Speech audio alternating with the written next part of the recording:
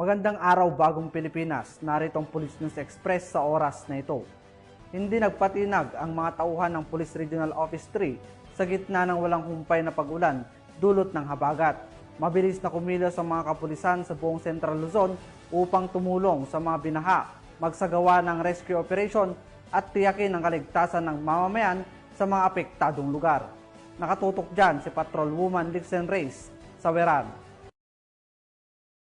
Sa patuloy na pananalasa ng Bagyong Krising, agad na tumugon ang Police Regional Office 3 sa pamumuno ni Police Brigadier General Ponce Rogelio I. Piñones Jr., Regional Director, upang matiyak ang kaligtasan, kaayusan at kaginhawaan ng mga apektadong mamamayan sa gitnang Luzon. Sa lalawigan ng Bataan, personal na pinangunahan ni Police Colonel Marites A. Salvadora, Provincial Director, ang pagbisita sa mga evacuees na pansamantalang nanunuluyan sa Mariveles National High School at Kamaya Evacuation Center upang alamin ang kanilang kalagayan at tugunan ang mga pangangailangan. Kasabay nito, isinagawa rin ng iba't ibang municipal police stations ang masusing flood at water level monitoring sa mga ilog at flood-prone areas, habang ang Macabebe MPS ay nagbigay ng libreng sakay sa mga pasaherong na stranded dahil sa pagbaha.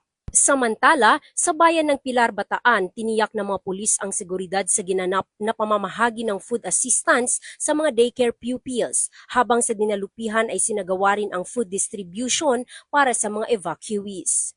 Hindi rin nagpahuli ang 1st Provincial Mobile Force Company ng Bataan PNP sa pagpapatupad ng police visibility umulan man o bumagyo. Nakaresponde agad ang matauhan nito sa isang nasirang sasakyan sa Roman Superhighway Hermosa upang ayusin ang trapiko at bigyang tulong ang motorista.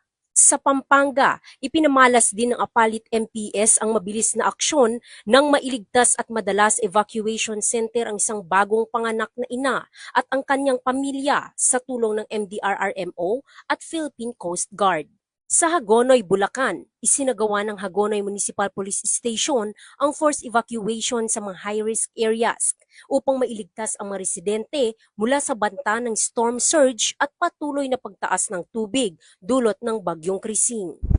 Ang lahat ng inisyatibong ito ay patunay ng walang humpay na dedikasyon ng Police Regional Office 3 sa ilalim ng direktiba ni Chief PNP Police General Nicolas D. Torre III sa pagbibigay ng serbisyong may puso, hindi lang bilang tagapagtanggol ng batas, kundi bilang tunay na lingkod ng bayan, lalo na sa oras ng sakuna.